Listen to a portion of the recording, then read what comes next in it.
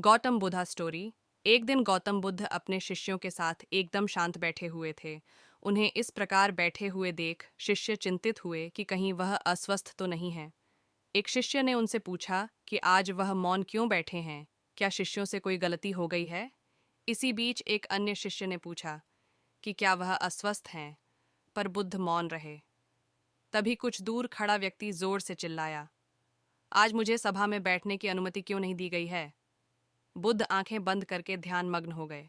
वह व्यक्ति फिर से चिल्लाया, मुझे प्रवेश की अनुमति क्यों नहीं मिली।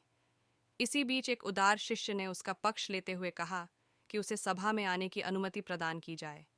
बुद्ध ने आंखें खोलीं और बोले, नहीं, वह अछूत है, उसे आज्ञा नहीं दी जा सकती। यह सुनकर शिष्यों को बड़ा आश्चर्य हुआ।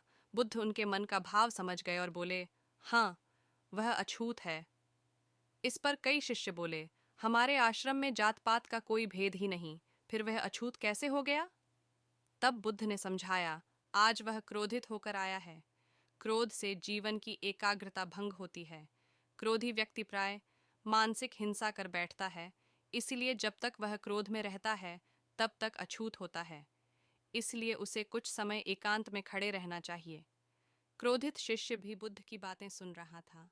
पश्चाताप की अग्नि में तप कर वह समझ चुका था कि अहिंसा ही मनुष्य का महान कर्तव्य व परम धर्म है।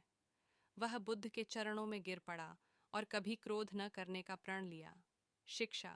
आशय यह है कि क्रोध के कारण व्यक्ति अनर्थ कर बैठता है और पश्चाताप उसे बाद में होता है, जिसका कोई लाभ नहीं मिलता। इसलिए हमें क्रोध नहीं करना चाहिए।